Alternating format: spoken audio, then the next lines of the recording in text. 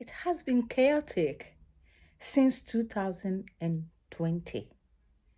We began the year with so many things going on in our lives, in this world as a whole.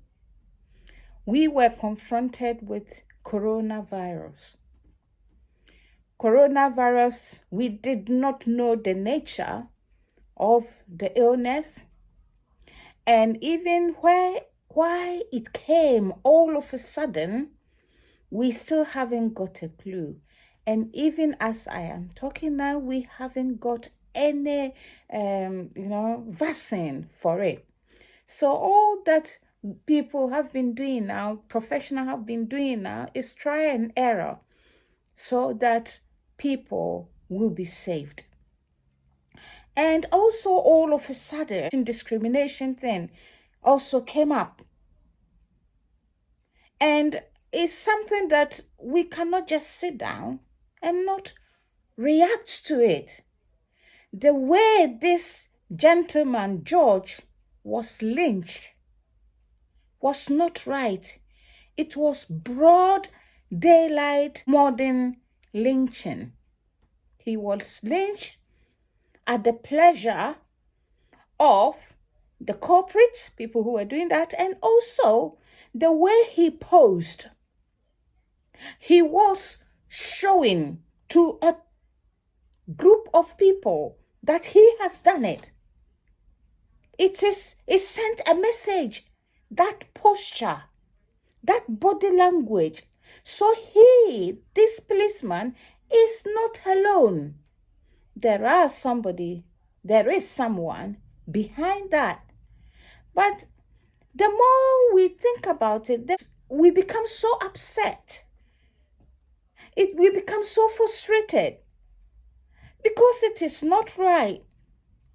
Even if George was a criminal, he was not to be killed, murdered the way it was carried out.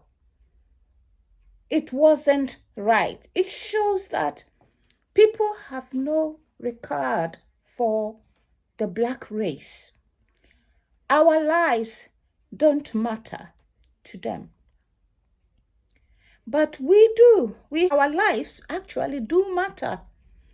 Because in this community without blacks, things will not go on as we all know it will. It is a community. It's a multicultural community. And we came here for a reason. We did not just come here just all of a sudden having blacks in the community. It is the white who brought blacks in. Why? To exploit them, to use their energy to build their nation and wealth. So, we don't have to be treated the way we are. You have given us freedom, you said. Slavery is abolished. So that means we have our freedom.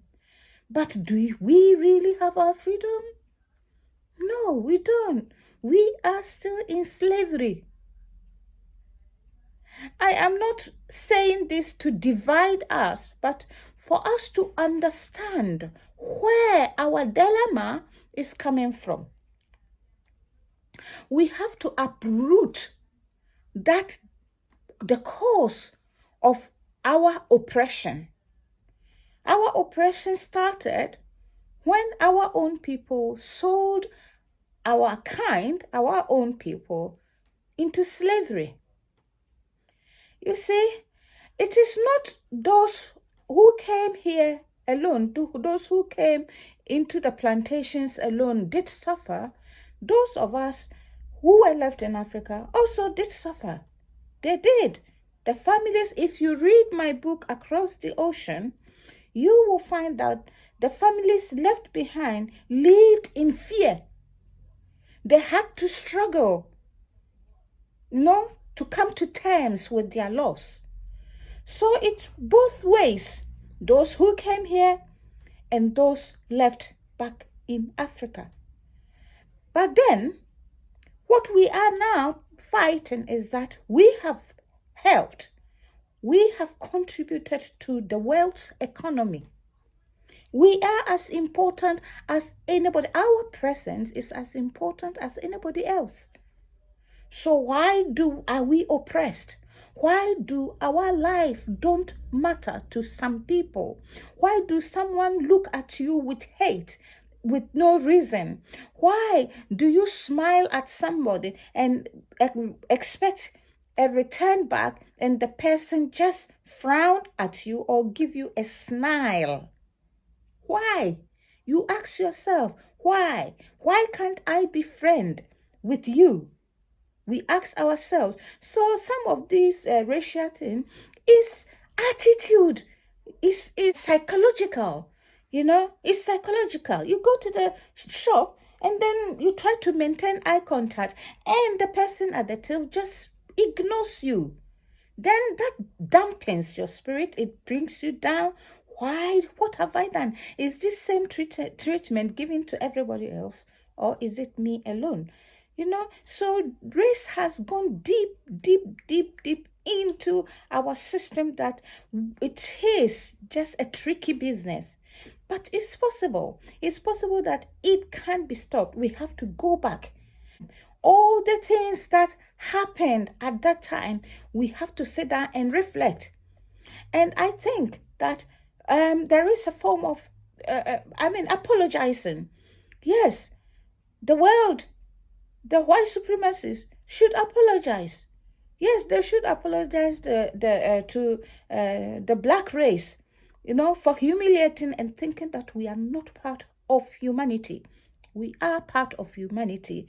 If not, we wouldn't be here. We wouldn't be here, and we have contributed to the economy of the world. No matter how you look down upon us, we are. The reason I said necessity is the master of invention. Those in the West lived in a harsh condition. Made them. It was necessary for them to look out for other venues to make their life easier. So they found black energy that will help. So they came to exploit. They came with the Bible, not because they wanted to propagate Christianity, but to exploit, to deceive us and take us over there and use us and then treat us badly. Now, as I said, my aim for this video is not to cause division. My aim is that we should move on. We should move on. It's time to move on. Understand that both black, white, or any other race is significant. It's a woven society. It's like a woven wool. Each thread is very significant in the process, and it is important. So we can live together, respecting each other, knowing the role that each other is contributing to the economy. And to do that, we have to remove that attitude. We have to remove, people may think that black people are inferior or we have inferiority complex. It is those oppressors who are making us feel important, who are making us feel that we are up to no good, we cannot do anything. It is interesting that I saw that black people have all come together to show their businesses and what they have. They are building black economy. It's very good in a sense. It is also a sign of division in a way. Sign of division is that in the sense that now black people say, well, if you are not giving me the opportunity, you are not recognizing what I can do for mankind, even though you know that what I can do is good, because you want to control me, then you will not even showcase that. You will not even let that one come out. So now they said, yes, if you won't do that, we are coming out with what we have and sell and cell within us. Yes, we are building a black economy. It's so interesting to see that. But it is also a sign of division. It is a sign of division. And that is what people or the government should look into. Government should look into that we don't want division. We want all of us to come together as a people and live as a people, respecting each other as a people. You shouldn't think that this person is inferior, and when they open their mouth, make a suggestion, the attitude that they get is ignoring. They will just ignore the, ignoring you. That means you don't even exist, that kind of attitude. That should stop. It's not what we want. God created the world that we can all come together as a big family, as a global village, and acknowledge each one's skills, knowledge, and what we can contribute to the world. My message this morning is that we should let it go. And then it's time to move on. Try to sit down and mediate.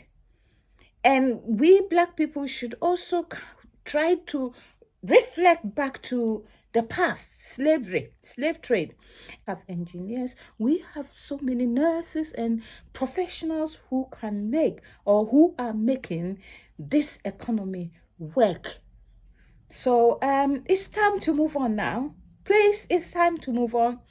We will protest and protest and protest. But if we don't sit down to mediate for people to know that this is what we want, we won't get anywhere. And also our educational system should also change. What is there in the educational system that is not giving Black children the option to also develop and move on? They go to school with both black and white and other, but at the end of their schooling, they are seen as those who do not have jobs and do not have opportunities. That is why the Black economy has erupted, to give opportunities to their kind, and that is a form of division. So please, we want to sit down and talk about this thing properly, including the psychological aspect.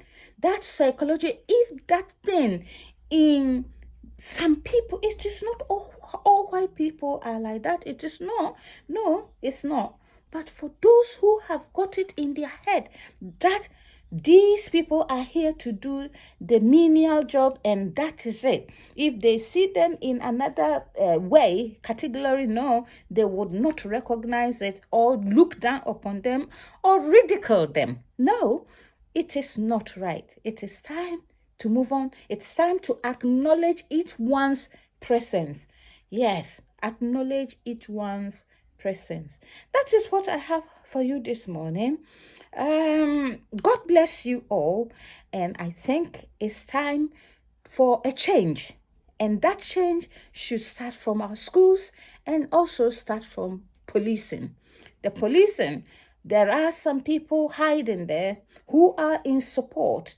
I mean, when it comes to public like that, they would always support those of us protesting, but in actual fact, they are the engineers, that people who are engineering this form of violence and oppression within the Black people. So policing should be reviewed, recruitment should be reviewed, more Black people be included in it.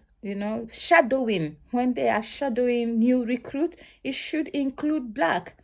They have to go and stay. I mean, just have a conference with a group of Black people, discuss their,